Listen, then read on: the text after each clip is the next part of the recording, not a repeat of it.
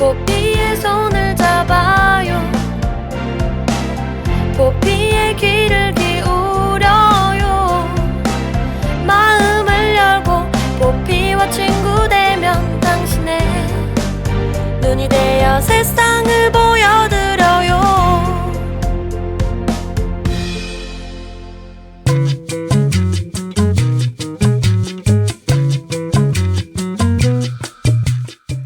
유난히 지치고 피곤한 날, 그런 날은 의외로 별것 아닌 것들에게 위로를 받기도 합니다.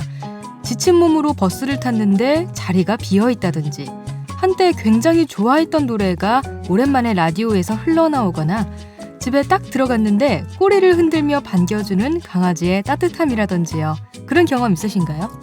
그렇죠. 저는 너무 힘들었던 날 퇴근하고 집에 딱 들어가는데 현관 밖으로 나는 김치찌개 냄새, 이런 것들에 굉장히 위로를 많이 받습니다. 좀 먹을 게 좋으니까요. 네. 이렇게 별것 아닌데 피로가 싹 녹죠? 네, 그렇습니다. 견딜 수 없이 마음이 괴로운 날엔 누구 한 명 걸리기만 해봐, 이런 마음이 들기도 하는데요. 그런 거 저런 거 다 힘들 날에는 그저 내 말을 쏟아냈을 때 들어줄 상대가 필요할 때가 있습니다. 맞아요. 청취자분들도 공감을 좀 하실 것 같은데, 청취자분들의 이야기를 공감하고 들어줄 상대, 그 역할을 저희가 해드릴게요. 저희한테 쏟아내시고요, 위로를 좀 얻어가시면 좋을 것 같습니다. 네, 그렇습니다. 지친 몸과 마음을 잠시 내려놓고 힐링하는 시간, 12월 22일 화요일 내 손을 잡아요. 출발합니다.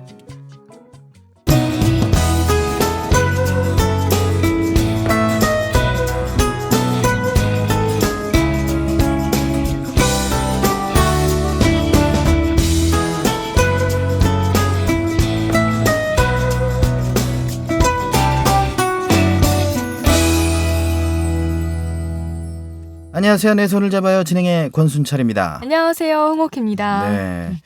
자, 그래요. 이 힐링 이란 말, 치유라는 말이 좀 더 좋은 것 같기도 하고, 그렇습니다. 네, 힐링은 정말 계속 끊임없이 나오고 있는 단어네요. 네, 한번 나올 때부터. 오키 씨는 힐링하면 생각나는 단어가 뭐가 있습니까? 아무래도 뭐 따뜻함? 그런 거랑 연관돼 있는 것 같아요. 뭔가 마음을 이렇게 훈훈하게 해주는 거? 그렇군요. 네. 정말 그런 거 있어요. 정말 따뜻하고 막 좀 안아주고 싶은, 혹은 안아줄 상대가 있다면 그게 또 힐링이 되겠죠. 안아주게 되면 그 상대가 뭐 이게 꼭 신체적으로 안아주는 것뿐만 아니라 마음으로 이제 안아줄 상대가 필요하다는 거죠. 어록이네요, 어록. 그렇습니다. 이 어머니가 그런 존재가 아닐까 하는 생각이 듭니다. 어머니 신체적으로도 안아주고 마음으로도 안아주는 존재. 요새는 좀 제가 안 뭐라고요? 요새는 제가 다 컸으니까 네. 안 안고 싶고요. 네. 독립하고 싶어요? 그런 거 있잖아요. 사실 어머니가 이제 퍼주시는 꽉꽉 누른 밥 한 공기, 뭐 된장찌개, 네. 이런 걸로도 이제 힐링이 될 수 있다는 거죠. 위로를 받을 수 있는 거고. 그렇죠. 엄마들은 항상 그리고 꼭 아침밥을 챙겨주시려고 하죠. 그렇습니다. 네. 오키 씨도 뭐 아침밥을 잘 먹지는 않겠지만 뭐 아침을 먹을 때가 있을 거 아니에요. 저도 엄마가 있을 때 항상 차려주셔서 엄마가 있을 때에는 먹죠. 없을 때는 안 먹고. 그래요. 사람마다 힐링 포인트가 있어요? 그렇지 않을까요? 네. 사람마다 힐링 포인트가 분명히 존재한다고 봐요. 왜냐면 우리처럼 이렇게 밥 한 공기에 된장찌개 한 그릇만으로도 힐링을 하는 사람이 있지만, 또 다른 분들, 용돈을 더 받으면 좋을 분들도 계실 거고. 그리고 또 아까 오프닝에 말한 것처럼 뭐 애완동물이 반겨준다든지 그렇습니다. 뭐 그런 거에 좀 이렇게 즐거움을 느끼시는 분들도 있을 것 같고. 네, 그렇습니다. 어쨌든 각자 힐링 포인트를 좀 찾으셔가지고 네. 많이 힐링 좀 하셨으면 좋겠다라는 생각이 좀 드네요. 네. 자, 권순철 홍옥희와 함께하는 내 손을 잡아요. 오늘의 코너를 소개해드리겠습니다. 네, 겨울이 되면 운동하기가 힘들어서 식이요법으로만 체중 관리하시는 분들이 많으실 건데요.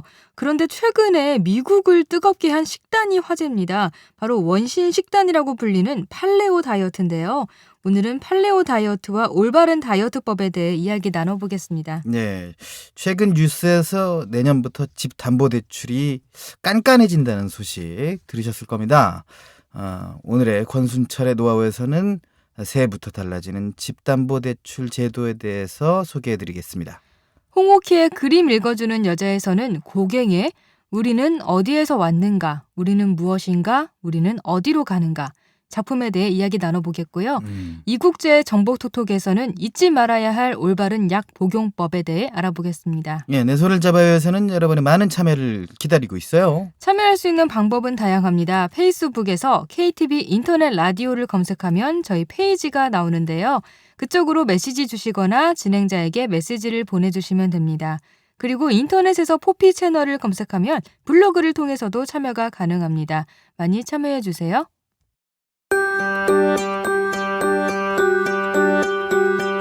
핀테크는 이미 시작되었습니다.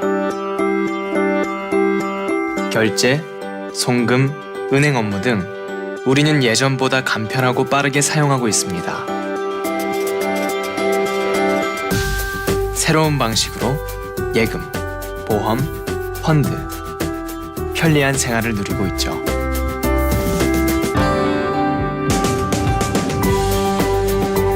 핀테크, 이제 생활입니다. 금융개혁은 이미 시작되었습니다.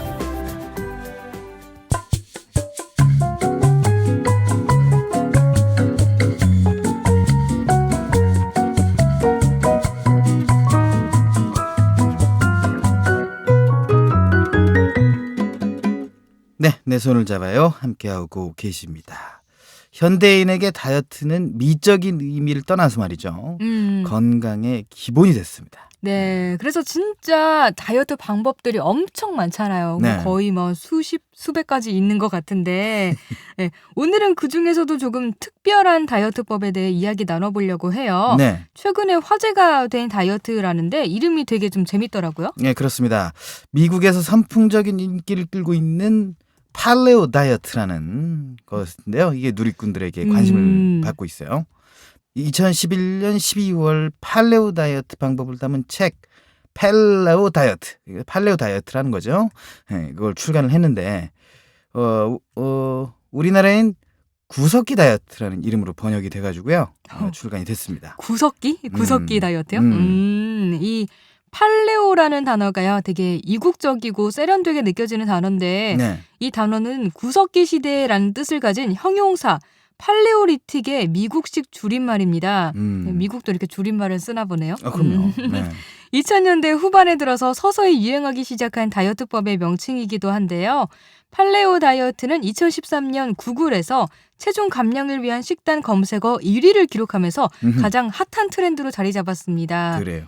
도대체 얼마나 효과가 크길래 검색어 1위까지 했을까요, 이게? 이 팔레오 다이어트는 250만 년 전 원시인과 비교할 때 현대인들의 유전적 신체적 구조는 크게 바뀐 것이 없지만 만년 전에 농업 혁명으로 인해서 네. 급격하게 변화된 식단에 인류가 적응하지 못해가지고요. 많은 신체적 문제가 발생하고 있다는 인식에서 출발했습니다. 이 농업 혁명 이후에 말이죠.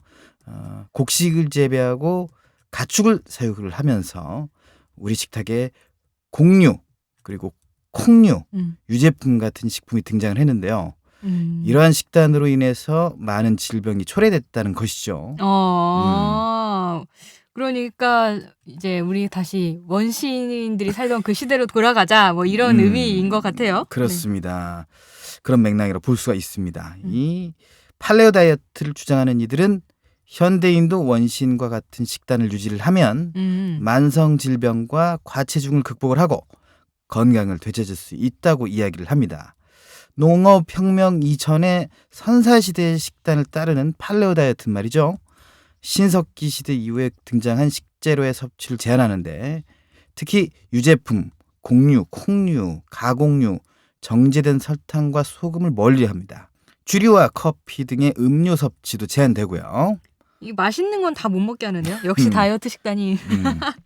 그 원시 시대 식단으로 돌아가는 6가지 비결이 있다고 해요. 네. 팔레오 다이어트의 내용은 크게 7가지로 나눌 수 있는데요. 첫째는 단백질 섭취량을 늘리는 거예요. 현대 서구인의 식단에서 단백질이 차지하는 비중은 15%가량으로 알려져 있는데요. 원시 시대에는 이보다 훨씬 높은 19%에서 35%의 칼로리를 단백질을 통해서 섭취한 것으로 사냥해서 추정됩니다. 잡았으니까 그렇겠죠. 아, 그죠? 네. 추정된다고 합니다. 그래요. 이 오히려 이 원시시대에 단백질을 더 많이 섭취했다는 게 신기하기도 하지만 당연하기도 합니다. 이게 왜냐하면 사냥을 해가지고 잡으니까 짐승들을 네, 야생의 동물들을 사냥해서 잡을 거 아닙니까? 거의 그렇게 해서 그렇죠. 먹이 사슬이 예. 사람이 위니까 화살이나 이런 걸 만들어가지고 네네. 사냥을 해서 잡았기 때문에 별로 신기하지 않은 것 같습니다. 제가 볼 때. 그게 주된 그거였으니까 그렇습니다. 식량이었으니까. 네. 팔레오 다이어트는 육류나 해산물 또는 다른 동물성 식품을 주식으로 해서 단백질 섭취량을 늘리는 구성을 따르는데요. 이러한 방법은 미국 질병관리예방센터에서 권고한 일일 단백질 섭취 비중인 10%에서 35% 범위에도 적합한 수치라고 합니다. 두 번째는 탄수화물 섭취량을 줄이는 겁니다. 아마 팔레오 다이어트뿐만 아니라 일반적으로 다이어트 하시는 분들도 탄수화물 섭취를 줄이려고 하시곤 하죠. 자, 많은 현대인들이 대부분의 탄수화물 공유와 유제품에서 이 공급을 받는데 탄수화물 영양소를 말이죠. 팔레오 다이어트에서는 이 두 식단들을 엄격하게 제외를 하고 있습니다.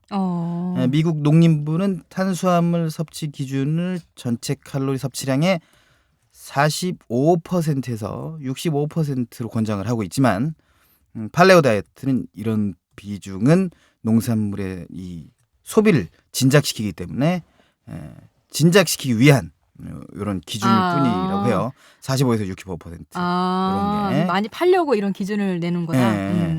이 원시시대 우리 선조들은 말이죠. 낮은 탄수화물 섭취 기준 덕분에 건강하게 살았다고 합니다.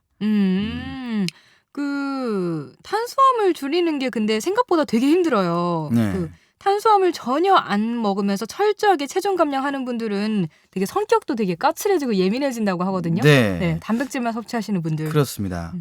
이런 부분을 식이섬유 섭취량으로 좀 늘리면서 보완을 해줄 수가 있습니다. 세 번째 방법 역시 식이섬유 섭취량을 늘리는 건데요.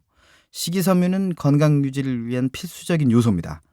채소류에는 통곡류의 8배, 정제공유의 31배에 해당하는 식이섬유가 포함되어 있어요. 과일에도 통곡류의 2배, 정제공유의 7배에 이르는 식이섬유가 포함되어 있습니다. 채소와 과일을 생활 속에서 많이 섭취하는 게 중요하네요. 그렇습니다. 네 번째는 지방 섭취량을 늘리는 거예요. 많은 사람들이 오해하는 게 있는데요.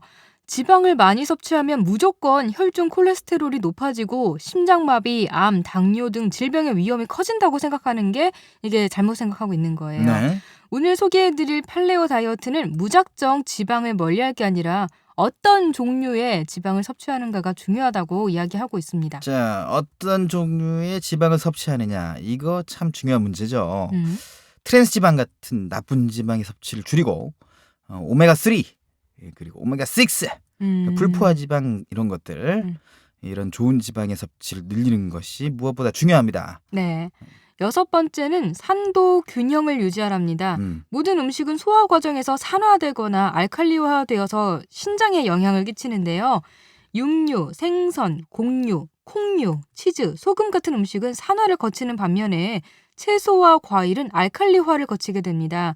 현대인들의 식단은 대부분이 산화 과정을 거치는 음식으로 구성되어 있어서 신장 결석이나 천식 등의 질병과 고혈압, 그리고 골격과 근육의 손실을 초래하고 있어요. 그런데 팔레오 다이어트를 하면 곡류, 콩류, 유제품, 소금의 섭취를 제한하고 야채와 과일의 섭취를 늘려서 이런 위험을 낮출 수가 있는 거죠. 네, 팔레오 다이어트가 왜 그의 인기를 끌고 있는 식당 열풍의 근원이긴 하지만 말이죠.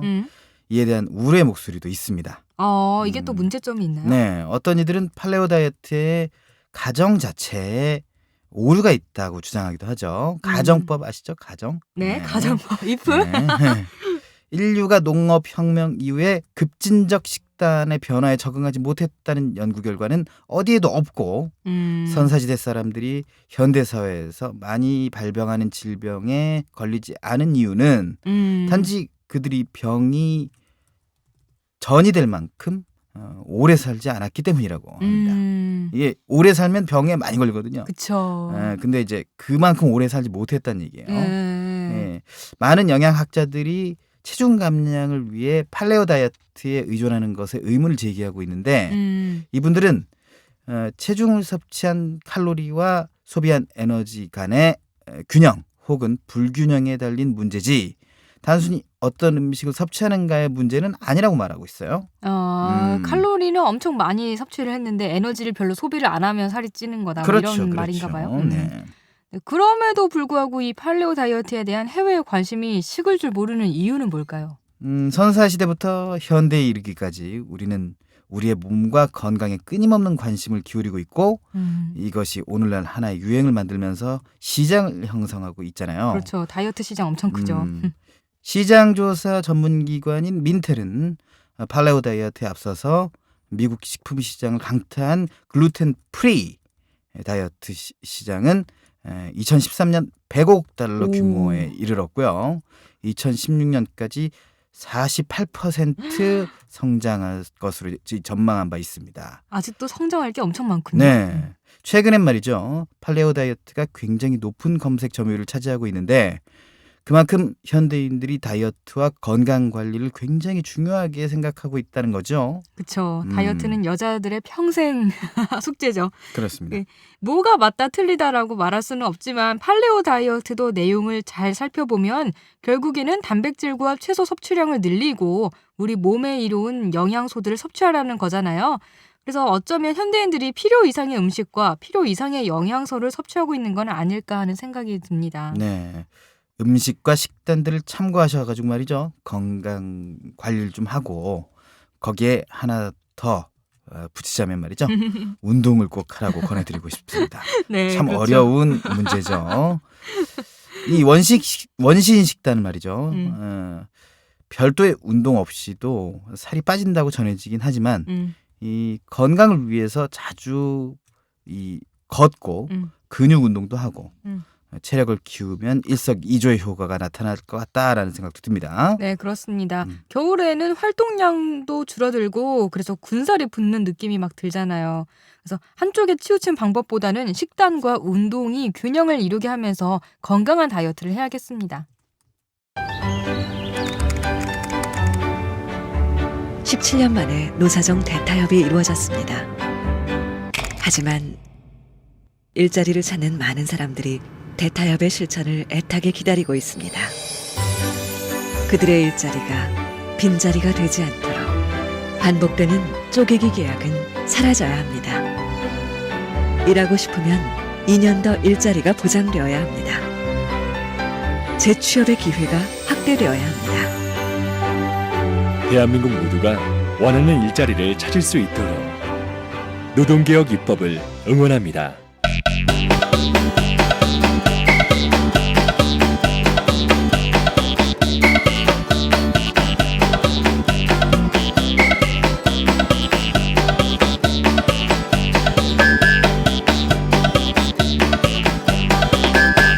여러분은 지금 KTV 보피 채널 내 손을 잡아요를 듣고 계십니다. 이번 시간은 권순철의 노하우입니다. 오늘은 또 어떤 정보가 준비되어 있을까요? 오늘 제 목소리가 좀 건조한데 음.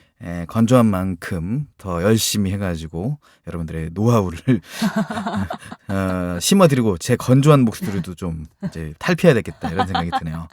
네, 일석이조인가? 그렇습니다. 네. 오늘 이야기 나눌 주제는 말이죠. 조금 마음이 좀 무거워지는 내용입니다. 무거워지는 내용이라고요? 그래도 꼭 알고 미리 준비해야 되기 때문에 노하우에서 이야기해보려고 합니다. 바로 새해부터 달라지는 주택담보대출 제도입니다. 아, 대출. 저도 이거 뉴스 봤는데 좀 이렇게 대출이 기존보다 좀 어려워진다, 까다로워진다 이런 얘기가 있더라고요. 네. 네, 어떤 내용이죠, 이거? 어떤 내용이냐면 네. 내년 2월부터 수도권을 시작으로 내 집 마련을 위한 주택담보대출 심사가 더 까다로워집니다. 철저하게 소득에 따라 대출액이 정해지고요. 원금과 이자를 함께 갚아야 하기 때문에 부동산 시장은 긴장하고 있습니다.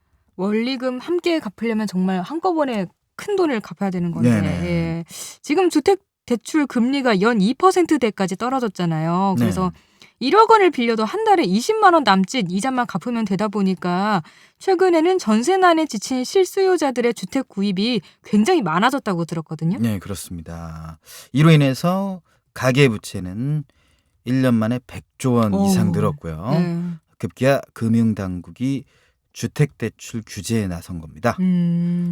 이자만 갚는 거치식을 없애고 이자와 원금을 함께 갚는 균등 분할, 그러니까 균등 분할 대출만 허용하는 건데요. 예를 들어서 3억 5천만 원을 빌릴 때 매달 100만 원의 이자만 갚았지만 네. 앞으로는 원금 100만 원을 포함해서 200만 원을 갚아야 합니다. 조금 더 자세히 말씀드릴까요? 네네. 올해 아파트를 사면서 주택담보대출로 1억 5천만 원을 빌린 30대 직장인이 있다고 칩시다. 네, 가정을 결혼했나 해봅시다. 보네요. 신혼집 마련했나 봐요. 네. 네. 원금은 5년 뒤부터 갚기로 해가지고 말이죠. 대출 첫 해인 올해는 이자만 한 달에 50만 원씩 내고 있어요. 하지만 내년 2월부터는 원금도 이자와 함께 갚아야 하는 거죠. 이게 제도가 바뀌면서 음. 그러면 대출 직후에 상환 부담이 엄청 크게 늘어나겠어요. 그래서 네. 이런 거 부담 때문에 무리한 대출은 사실상 좀 안 받겠다, 좀 피하려고 하는 마음이 들겠어요. 네. 근데 이런 제도가 근데 주택 구입할 때 그 담보대출만 해당되는 건가요? 주택 구입용이 아니라 말이죠. 집을 담보로 생활자금 대출을 받을 때도 집값의 60% 이상을 빌릴 때는 역시 원금 분할 상환이 의무화됩니다. 빚 갚을 능력을 보여줄 이 객관적 소득 근거를 대지 못하거나 기존에 받은 전체 부채의 원리금이 소득의 80%가 넘으면 대출이 제한될 수가 있고요. 변동금리 대출도 어려워져요. 변동금리를 빌릴 경우에 향후 예상되는 금리 인상분을 더해서 대출 금액 자체를 낮추기로 했습니다. 마음이 점점 무거워지는군요. 네. 정리를 하자면 상환 능력 내에서 빌리고 네. 처음부터 나눠 갚아라 이런 것 같아요. 원래는 네. 이랬어야 되죠. 원래는 이랬어야 되는데 우리가 너무 많이 빌려줬죠. 네, 네. 은행들이. 네. 그러면 이거 새 집을 분양받는 사람들은 같이 적용받는 건가요? 이것만 예외로 빠졌습니다. 다행히도. 오. 새 아파트를 분양받는 경우에 기존에 이자만 내던 대출은 가능하게끔 했어요. 그 경우는 예외가 적용이 됐습니다. 그러면 이미 살고 있는 집 담보로 대출받아서 쓰고 있는 사람들이 내년이나 내후년쯤에 만기가 돼서 다시 연장할 때 연장은 되나요? 이 부분은 이미 받으신 분들한테도 좀 적용을 하면 당연히 반발이 있을 거기 때문에 이쪽에는 좀 예외를 좀 뒀습니다. 말씀을 하신 대로 그런 경우에 이미 대출을 받아 놓은 경우에는 한 번은 그냥 연장을 해주도록 예외를 적용을 해서요. 2018년 말까지, 그러니까 3년 뒤에요.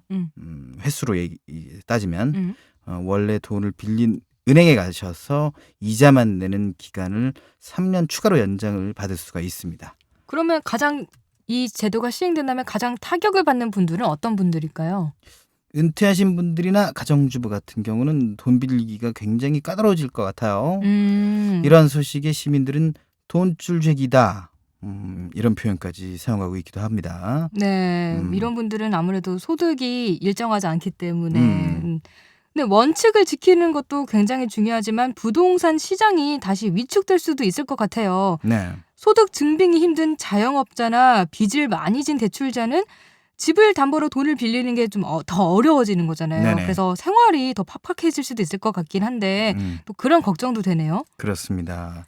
이게 물론 가계빚을 줄이고 음, 빚 내라고 권유했던 정책을 이제라도 바로잡는 것에는 이견이 없습니다. 음, 다만 이 금융권 풍선 효과나 소비 위축 등의 부작용에 대해 좀 더 꼼꼼한 모니터링과 사후 관리가 이루어져야 되지 않을까라는 생각도 들어요.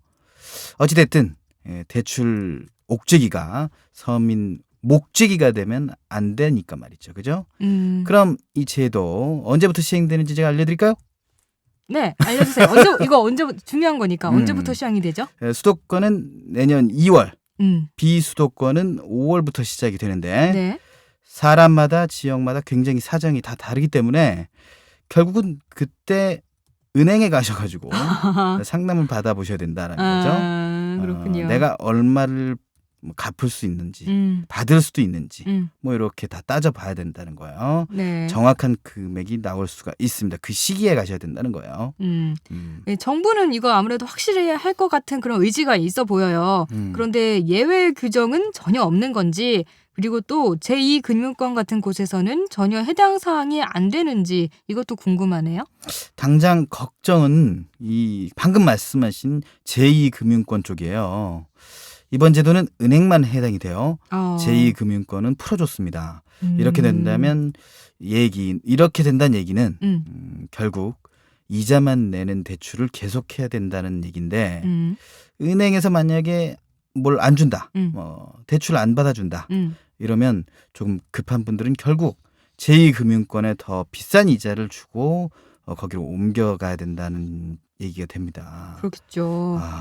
상당수는 제2금융권이나 대부업체로 이동할 수도 있을 그렇습니다. 거라는 전망이 보이네요. 네네. 또 카드 가맹점 수수료율 인하, 모바일 간편 결제 수단 경쟁으로 설자리가 좁아진 신용카드사들이 카드론이라고 불리는 장기 카드 대출로 이러한 분들을 유혹할 거라는 걱정도 되고요. 예, 이런 문제가 계속 발생한다면 보완책을 마련해가지고 당장 시행을 해야 될 것 같은데 참 안타깝습니다.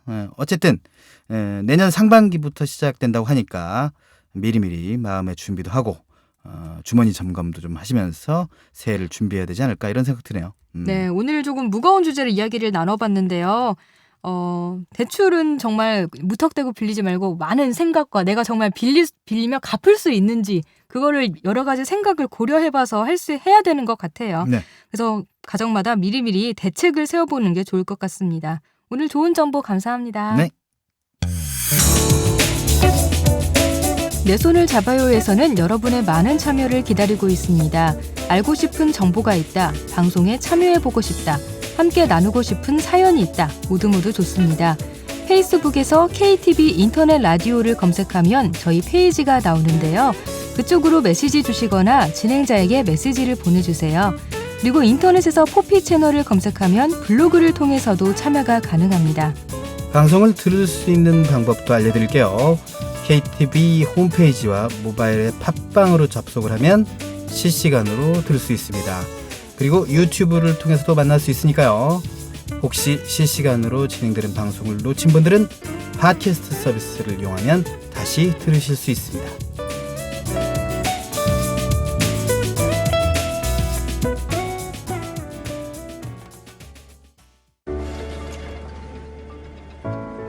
도대체 언제 할 거야? 이제 빨리 하고 보고 드리겠습니다. 아니, 퇴근 언제 할 거냐고? 근로시간이 줄어듭니다. 나 회사 관두게 됐어. 그럼 다음 달 생활비는? 실업급여 받으면서 천천히 찾아보자 여보. 실업급여가 늘어납니다. 최 씨, 오늘이 마지막 출근이에요. 내일부터 정규직으로 출근해요. 정규직 전환이 쉬워집니다. 노동개혁으로 대한민국이 새 출근합니다.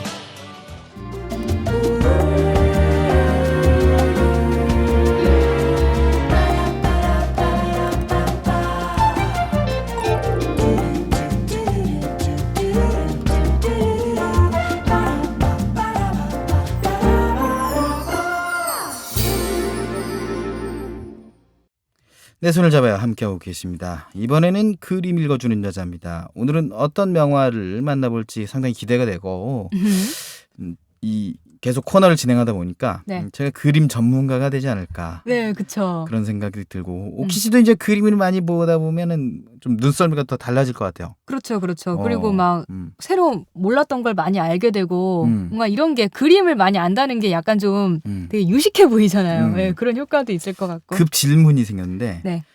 사진과 그림은 느낌적으로 볼 때 어떤 차이가 좀 있습니까? 아무래도 그림은 사람이 그리는 거잖아요. 그리고 사진은 그 풍경을 사실적으로 찍어내는 거고. 네. 그러니까 사진은 정말 사실적으로 보이는 반면에 약간 좀 뭔가 디지털적인 그런 느낌? 그림은 사람이 그렸기 때문에 사실적인 느낌은 이제 좀 덜할 수는 있지만 뭔가 좀 더 아날로그적인 느낌이랄까? 비교해보면 그런 느낌이 들 것 같아요. 맞아요.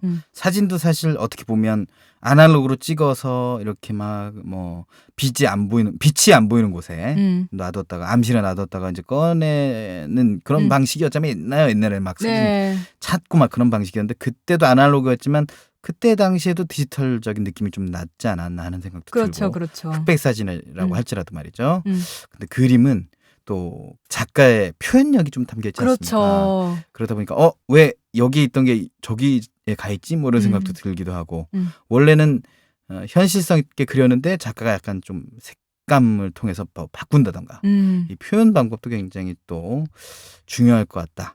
표현 방법 때문에도 그림이 또 더 아날로그적이지 않나 이런 생각도 드네요. 네. 자, 오늘 그림 읽어주는 여자 뭡니까? 오늘은요. 고갱의 작품을 소개하려고 해요. 고갱도 워낙 유명한 화가죠. 그렇습니다. 네. 우리는 어디에서 왔는가? 우리는 무엇인가? 우리는 어디로 가는가?라는 긴 제목이에요. 작품 제목이 굉장히 철학적이다라는 생각이 드네요. 그렇죠. 우리는 죽어서 어디로 갈까? 뭐 이런 생각 인간이라면 누구나 한 번쯤 해봤잖아요. 그렇죠? 네. 순철 씨도? 그렇죠. 왜냐하면 우리 사후 세계는 우리가 살아서는 절대로 알 수 없는 그런 거잖아요. 예, 죽어서 어디로 가는지는 죽기 전에 모르는 거니까. 불교에선 윤회라고 하죠. 아. 후생, 전생 다 있다. 뭐 이런 얘기인데 네. 그 외국도 그런 걸 좀 믿나 봐요. 옛날에 제가 영화를 본 적이 있는데 네. 말이 말을 해요. 말이? 아, 동물 말이? 아. 말이 말을 해요.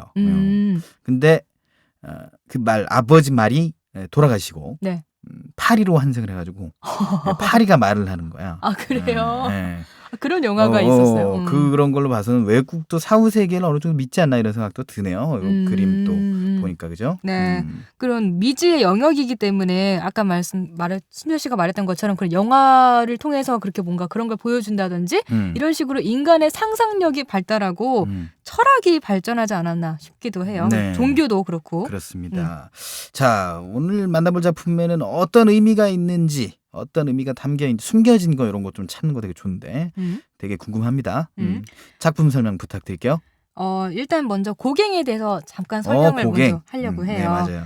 고갱은 프랑스 출신의 화가인데요. 자신이 그림에 좀 천재적인 재능이 있다고 자신감을 가지고 있었어요. 네. 그래서 화가로서의 성공을 자신했기 때문에 이 사람이 원래는 금융업에 종사하고 있었거든요. 근데 네. 당시 그 경제 상황이 굉장히 어려워서 뭔가 직장이 좀 불안불안했어요. 그래가지고 화가로 아예 전업을 해버립니다. 원래부터 그림을 그렸던 사람은 아니다 이런 거군요. 네네네. 그래서 멀쩡한 직업을 버리고 화가로 간다고 하니까 약간 네. 가족 간의 갈등도 그럼요. 있었어요. 예. 저 사담인데 그 산울림의 리더였던 김창완 씨도 이제 원래는 대학가요제 나가려고 그러다가 네. 은행원 시험이 그때 있어가지고 은행원 시험을 볼까 아니면 대학가요제를 나갈까 굉장히 고민을 많이 했는데 네. 결국 대학가요제를 포기하고 은행에 이제 발을 들이면서 네. 나 어떻게라는 노래를 다른 밴드에게 주고 자기는 대학가요제 나가지 않았던 그런. 그리고 나 어떻게가 김창완 씨 곡인 거예요? 네. 그거 누가 불렀죠 그러면? 샌드 페블스. 맞아. 그분이 배철수? 아니에요. 그건 이제 활주로 위에 이제 2회 그런 전에 게 있구나. 샌드 페블스가 대상을 받았어요. 그 노래로 대학가요제 1회 때. 그럼 김창완 씨는 어떻게 다시 진짜 가수가 된 거예요? 그 1년 후에 그 앨범을 내게 됩니다. 그러면서 이제 가수가 되게 되죠. 가요제 출신은 아니라는 거예요. 그렇구나. 몰랐던 거라 되게 갑자기 얘기는 딴 데로 샜는데 계속 질문하게 되네요. 그게 아니 왜냐면 은행 원이었다가 예술로 다시 돌아서 관계가 있죠. 그렇죠. 뭔가 은행과 예술은 전혀 다른 분야인 것 같은데 좀 그런 쪽에 종사하는 분들이 많은 것 같아요. 그러니까요. 근데 고갱은요. 자기 생각과는 다르게 그림으로 성공을 하지 못했어요. 이 때문에 가족과의 사이는 더 벌어지게 되죠. 그때만 해도 또 안정적인 직장. 오늘 우리가 보통 이제 7, 80년대 은행 다닙니다. 이러면 든든한 직장 가졌구만 뭐 이렇게 그쵸. 생각을 했는데 그때 당시에도 그랬단 얘기죠, 그죠? 그렇죠. 그래서 말년 거의 이게 그 이후에 거의 가족과 떨어져서 좀 혼자 지내게 되는데요. 또 말년에는요 건강도 악화가 되고 가난하고 그리고 딸이 죽었어요. 그래서 너무 힘이 들어서 말년에 자살을 결심하게 되거든요. 그러면서요 인간의 삶과 죽음에 관한 자신의 역작을 그리고 그것을 유언 삼아서 죽기로 마음을 먹습니다. 그래서 고갱이 여태까지 그린 그림 중에 가장 크게 그림을 그렸는데요. 가로로 4m 그리고 세로로 1m가 넘는 대작을 한 달여에 걸쳐서 그렸습니다. 네. 그런데 죽는 데는 실패했어요. 자살을 시도는 했는데 죽지를 못했어요. 근데 이 작품은요. 폴 고갱의 모든 그림 인생을 아우르는 역작이자 대작이라는 것에는 의심의 여지가 없습니다. 그래서 우리는 어디서 왔는가? 우리는 무엇인가? 우리는 어디로 가는가? 이 작품이 고갱의 뭔가 대표작, 대작이 된 거죠. 네. 제목만 들어도 여러 가지 생각이 드는 철학적인 작품입니다. 제목부터 인간의 탄생과 삶, 죽음에 관한 내용이 들어있는 것 같다라는 생각도 들고 그렇죠. 인간이라는 존재에 대한 탐구가 담겨있는 작품인 것 같기도 하고 뭐 그러네요. 순철 씨도 뭐 이런 뭐 이렇게 전생이라든지 후생이라든지 아니면 사후세계 이런 거 믿으세요? 글쎄 뭐 크게 믿지는 않고 난 아니까 그냥 죽으면 그냥 끝이라고 생각하시는 거예요? 뭐 그런 것 같아요. 믿지는 않는데 어쨌든 믿는 분들의 얘기 들어보면은 뭐 다양한 얘기들이 많이 나오더라고요. 그렇죠. 뭐 옛날에 그 최면 걸어가지고 당신은 맞다. 전생에 누구였습니까? 뭐 이런 얘기도 많이 하고 근데 사실 최면을 다 믿을 수는 없고 뭐 하여튼 그렇습니다. 네. 그렇죠. 이 작품 제목이 좀 특이합니다. 그쵸. 좀 의문 뭐 물어보는 것 같아요, 그죠? 그죠. 어디에서 왔는가? 우리는 뭔가? 우리는 어디로 가는가? 이렇게 작품 제목으로는 거의 쓰지 않는 의문형 제목이에요. 그래서 고갱이 관람자에게 질문을 던지고 있는 것 같아요. 그래서 관람자로 하여금 생각하도록 하고 있는 것 같은데 네네. 고갱은 자살에는 실패했지만 동료 화가에게 편지로 이렇게 고백을 합니다. 지금까지 그렸던 그 어떤 것보다도 뛰어날 뿐 아니라 앞으로도 이를 능가하거나 비슷한 작품은 결코 그릴 수 없다고 믿네. 나는 죽음을 앞두고 모든 열정을 쏟아 최악의 조건에서 고통받으며 정열을 불태워서 이 작품을 그렸어. 이렇게 편지를 썼습니다. 네. 그만큼 고갱이 얼마나 공들여서 이 작품을 완성했는지 알 수가 있죠. 자신의 유언 대신으로 이렇게 그림을 그렸으니까 네. 얼마나 이렇게 열심히 최선을 다해서 그렸는지 알 수 있겠죠. 그렇습니다. 자기 혼을 다해서 그렸다는 얘기죠. 이 작품의 배경은 어딘가요? 남태평양에 있는 타히티 섬이에요. 타히티는 영국 BBC 방송이 죽기 전에 가봐야 할 여행지 50선에 뽑을 정도로 굉장히 아름다운 원시의 섬입니다. 네. 당시에 타히티 섬은 프랑스의 식민지였어요. 그래서 고갱은 더 좋은 창작 환경을 찾아서 이 섬에 정착해서 살았는데요. 고국에서 떠나기 전에 프랑스에서 떠나기 전에 이런 말을 남겼습니다. 나는 평화 속에서 존재하기 위해 문명의 손길로부터 나 자신을 자유롭게 지키기 위해 타히티로 떠난다. 그러니까 문명에 대한 혐오 때문에 소박하고 순수한 원시의 섬에 가서 자연의 예술을 하기로 마음을 먹은 거죠. 고갱은 후기 인상파 화가에 속해요. 그 인상주의는 순간적으로 어떤 장면을 보고 받은 인상을 그림으로 이렇게 옮기는 걸 말하거든요. 인상 쓰면서 그린 게 아니라. 네, 그렇죠. 그 인상이 아니라 그 감상하는 인상. 그렇습니다. 그래서 때문에 그 자연의 빛에 따른 색채의 변화를 중요시했어요. 그래서 야외에서 햇살을 받아서 찬란하게 빛나는 천연의 색, 자연의 색을 캔버스에 주로 그렸습니다. 그런 인상파 화가에게 거의 365일 뜨거운 햇살이 내리쬐는 타히티 섬은 지상 낙원이랑 마찬가지였겠죠. 네네. 거의 흐린 날이 없었어요. 그렇어요. 마치 인상파 화가를 기다리고 있었던 듯이 눈부신 햇살과 원시우림 그리고 순박한 원주민들이 단번에 고갱의 마음을 사로잡았습니다. 그래서 고갱은 타히티 섬에 사는 동안 60여 점의 많은 작품을 남겼습니다. 제가 예전에 세계에서 가장 비싼 작품으로 세 잔의 카드놀이하는 사람들을 소개한 적이 있었죠. 네. 그 작품보다 더 비싸게 팔려서 가장 비싼 작품의 자리에 오른 고갱의 언제 결혼하니도 여기 타히티에서 그린 그림이에요. 언제 결혼하니? 자, 그럼 본격적으로 작품 설명 들으면서 인간의 탄생과 삶과 죽음에 대해 한번 생각해 보도록 하겠습니다.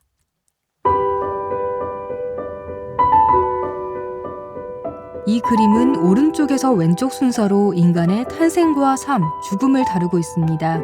그림의 배경인 강과 화산, 수풀은 고갱이 사랑했던 원시의 섬 타히티입니다. 배경은 전체적으로 푸르게 칠했고 인물은 햇볕에 그을려 노란 피부색을 띠고 있습니다. 그림의 오른쪽 탄생에 관한 부분에는 바닥에 누워있는 아기와 그 아기를 둘러싼 세 여자가 있습니다. 하지만 세 여자 중 두 여자는 아기를 바라보는 대신에 관람자에게 시선이 향해 있습니다. 다른 한 여자는 아기에게 등을 돌려 앉았기 때문에 누가 아기의 어머니인지 알 수가 없습니다. 내 자식이 아닌 우리의 자식이라는 공동 육아 방식을 택한 마오리 부족을 나타낸 것이라는 설이 있습니다. 아기는 목을 가누지 못해 불편한 자세로 누워있고 얼굴이 어둡고 찌푸려 있습니다. 이는 원죄를 갖고 태어난 인간의 외로운 운명을 암시하고 있습니다. 아기를 둘러싼 여자 무리 뒤쪽에는 옷을 갖춰 입은 두 여자가 소곤거리며 인간의 운명에 대한 이야기를 나누는 듯합니다. 그 옆에서 오른팔을 들어 머리를 긁적이고 있는 여자는 옷을 입고 있는 문명화된 두 사람을 보고 놀란 것처럼 표현됐습니다. 그림의 중간 부분에서 두 팔을 쭉 펴 사과를 따고 있는 인물은 캔버스의 세로 길이에 꽉 차게 그려졌습니다. 때문에 그림의 양옆을 구분하는 기준선 역할을 하고 있습니다. 이 부분은 인간의 삶에 대한 부분입니다. 사과를 따는 행동은 아담과 이브가 선악과를 딴 일을 떠오르게 합니다. 무언가를 끊임없이 원하고 욕망하는 인간과 그로 인해 받은 원죄를 표현한 것처럼 보입니다. 그림의 왼쪽 인간의 죽은 부분에는 나이 들어 피부색이 검게 변하고 백발머리가 된 노인이 두 손으로 얼굴을 가린 채 쭈그리고 앉아 있습니다. 얼굴을 가린 손틈으로 관람자를 노려보는 듯한 노인의 눈이 보입니다. 태어난 순간 언젠가는 죽을 수밖에 없는 인간의 운명 앞에 체념한 표정입니다. 하지만 손틈으로 관람자를 바라보는 눈에서 역설적이게도 더 살고 싶어하는 욕망을 엿볼 수 있습니다. 노인 뒤에는 파란색 조각상이 있습니다. 타히티에서 믿는 죽음의 여신 히나입니다. 그 옆에 옷을 입고 서 있는 여자는 죽은 고갱의 둘째 딸 알린입니다. 딸의 죽음을 슬퍼했던 고갱이 히나 조각상 옆에 딸을 그려 넣어 부활과 영생을 기도한 것처럼 보입니다. 이 그림에는 염소나 오리, 고양이 등 다양한 동물들도 함께 그려져 있습니다. 그 중에 그림 오른쪽에 앉아있는 검은 개는 고갱 자신입니다. 고갱이 죽음에 가까이 닿아있음을 암시하듯이 검은 털로 뒤덮인 개는 오른쪽 제일 끝에서 왼쪽 방향을 응시하고 있습니다. 자기 앞에 펼쳐진 인간의 탄생과 삶, 죽음, 이 모든 상황을 관망하는 듯이 보입니다. 네, 여기까지입니다.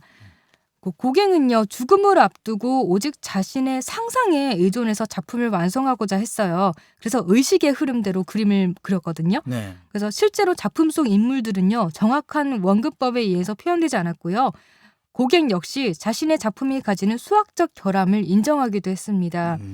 그래서 고갱은 작품의 왼쪽 맨 위에 우리는 어디에서 왔는가, 우리는 무엇인가, 우리는 어디로 가는가라는 제목을 분명하게 적어놨습니다.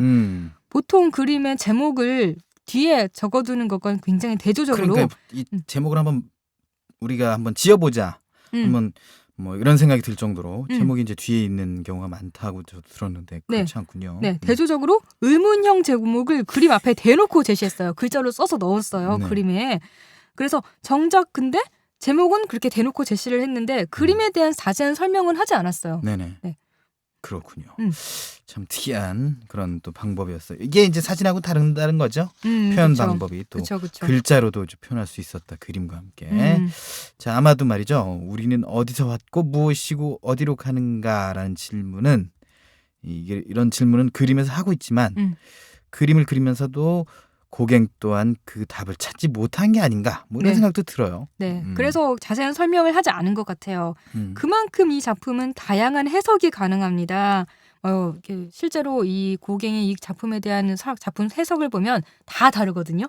자기 나름대로 해석을 해보는 거죠. 이런 철학적인 질문에 대해서. 그렇다는 거는 아직 우리가 인간의 탄생과 삶 그리고 죽음에 대한 답을 찾지 못한 게 아닌가. 그래서 이렇게 오히려 더 다양한 해석이 나오는 게 아닌가 싶어요. 사실 저는 이제 이런 고대 미술 작품들 보면 뭔가 제 법력으로 또 제 힘으로 뭔가 이 해석이 안 됩니다. 이 정말 이 훌륭한 작품을 그린 분의 법력을 따라갈 수가 없네요. 근데 그런 건 또 화가들이 원하지 않을 거예요. 자기 작품을 어떻게든 이렇게 자기 나름대로 봐주길 바라는 게 화가가 정말 원하는 게 아닐까요? 그럴 수도 있습니다. 오키 씨도 뭐 여러 가지 작품들을 많이 남기지 않습니까? 그렇죠. 네. 네. 이렇게 잘 봐주면 좋죠. 자기 나름대로 해석해서. 오케이, 그래요. 오키 씨도 많은 좀 작품으로 빨리 떴으면 좋겠네요. 네. 네. 그리고 제가 또 참고로 말씀해 드릴 게 있는데 네. 이 고갱의 삶을 소재로 한 책이 있어요. 네. 서머셋 mom이라는 작가가 쓴 달과 식스펜스라는 책 제목인데요. 네. 근데 되게 책 이름은 되게 많이 들어보시지 않으셨나요? 저는 처음 듣는데요. 아, 그래요? 이게 되게 유명한 명작이거든요. 그래서 저도 책 제목은 알고 있었는데 이게 고갱의 삶을 소재로 한 건지는 몰랐어요. 달은 정말 그 하늘에 있는 그 달, 문 말하는 거고 그리고 식스펜스는 돈을 말하는 거잖아요. 네네네. 그래서 그런 뭔가 이상과 현실 이런 거 사이에서 이렇게 갈등한 고갱의 삶을 다룬 그런 책이라고 할 수 있죠. 그래요. 고갱의 작품을 더 잘 이해할 수 있으려면 이 책을 보면 좋을 것 같다는 그런 거죠. 생각도 드네요. 자, 고갱의 작품을 한번 감상을 해봤고요. 여러분도 듣고 싶은 작품이 있으시다면 페이스북 KTV 인터넷 라디오 페이지 혹은 저희 블로그에서 이 댓글을 남기실 수 있으니까 이런 그림 좀 설명해 주세요 라고 요청을 해주시면 오키 씨가 상세하고 친절하게 설명을 해드릴 겁니다. 언제든지 그림 읽어주는 여자의 문을 두드려 주시면 다양한 그림 만나실 수 있습니다. 창업자들을 위한 열린 공간입니다. 그래서 창업을 꿈꾸는 분들, 스타트업을 시작하시는 분들 그 사업이 잘 정착할 수 있도록 저희가 도와주는 이런 창업 지원 공간이고 저희가 이제 멘토링을 해드립니다. 그래서 이 사업이 시장에서 지속 성장 가능한지 저희가 가이드 해드리고 실전 창업 교육도 저희가 시켜드리고요. 또는 개발자 대회, 경진 대회, 투자자의 만남 이런 네트워킹 프로그램들을 저희가 가지고 여기 오시는 분들에게 굉장히 큰 에너지를 드리고 있습니다. 꿈이 있으신 분들 드림앤트로 오십시오. 저희가 적극 지원해 드리겠습니다.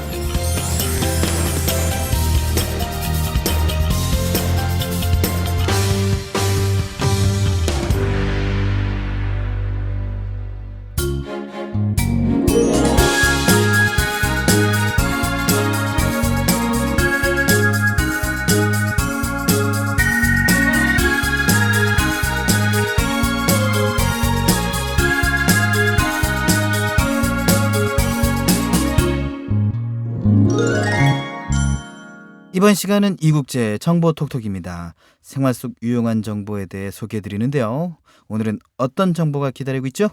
오늘은 우리 생활에서 꼭 알고 있어야 하는 거죠. 잊지 말아야 할 올바른 약 복용법에 대한 정보가 여러분을 기다리고 있습니다. 함께 알아볼까요?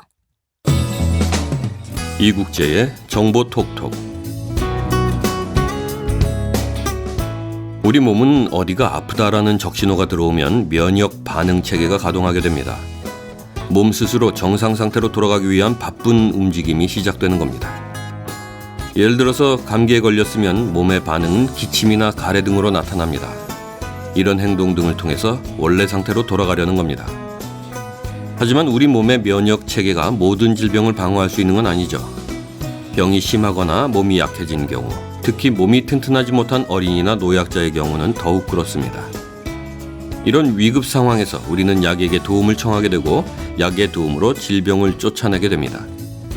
그러나 약은 아프다고 아무 때나 먹는 게 아니라 복용 시간과 복용 방법, 복용 기간 등을 잘 따져 복용해야 효과를 볼 수 있습니다. 그래서 오늘은 올바른 약 복용법에 대해 살펴볼까 합니다.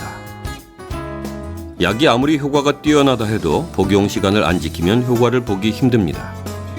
약은 머리 아플 때, 배 아플 때, 감기에 걸렸을 때, 속이 쓰릴 때 등등 먹는 상황도 여러 가지지만 복용 시간도 약에 따라 다르기 때문입니다.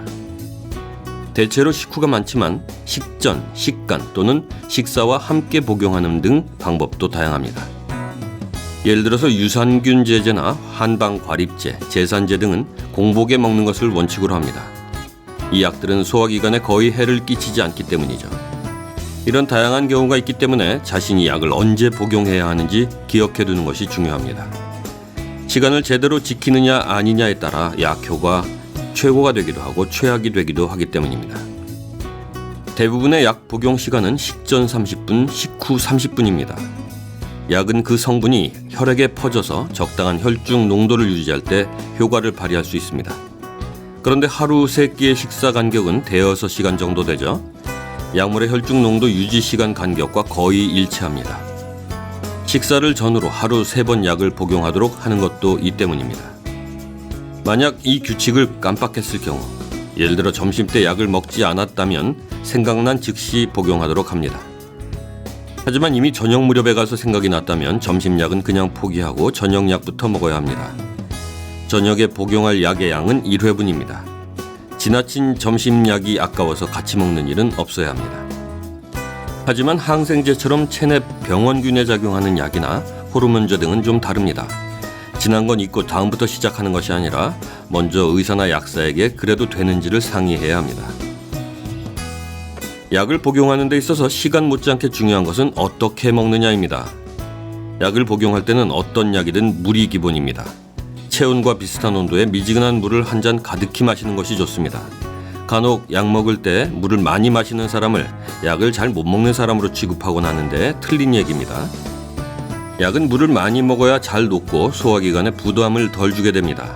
오히려 물 없이 약을 먹게 되면 녹는 시간이 오래 걸려서 약효만 늦어질 뿐입니다. 약에 따라서는 고농도로 녹으면서 체내 점막을 상하게도 합니다. 또 캡슐 등은 목에 걸려서 애를 먹을 수도 있습니다.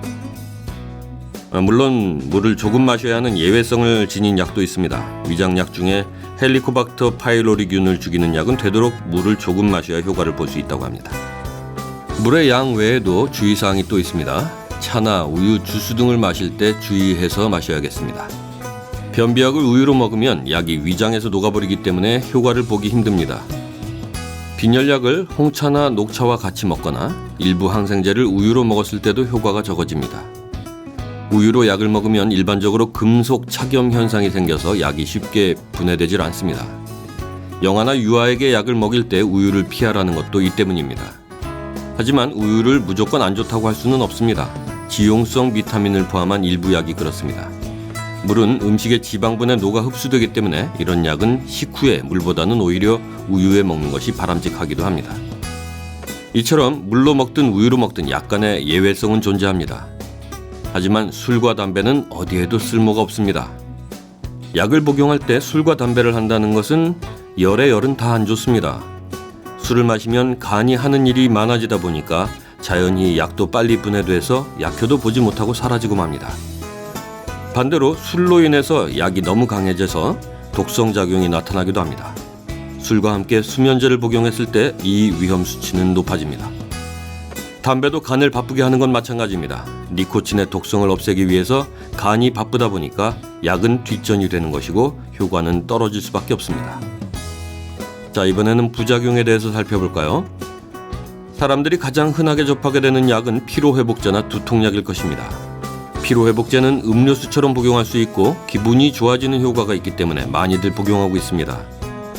인체에 흡수가 잘 되는 카페인과 비타민이 들어있기 때문입니다. 하지만 이것도 너무 마시다 보면 카페인에 대한 의존성이 높아져 문제가 되기도 합니다. 자꾸만 마시고 싶고 각성 상태로 고생을 하는 겁니다. 심장이 약한 사람은 가슴이 두근거리는 부작용이 올 수도 있습니다. 머리가 아플 때마다 먹는 두통약 역시 마찬가지입니다. 두통약에 든 아세트 아미노펜이란 성분은 심하면 간세포를 망가뜨리고 사망에까지 이르게 할 수 있습니다. 수면제보다도 위험하다고 할 수 있겠죠.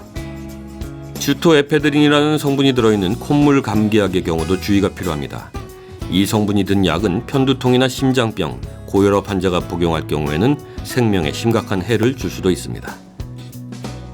몸에 이상이 있는 사람일수록에 그 약에 대한 상세 정보를 안 후에 복용해야 합니다. 약이 독이 되는 건 한순간이기 때문이죠. 네, 오늘 말씀드린 내용은 가톨릭 중앙의료원 복약정보에서 발췌했습니다.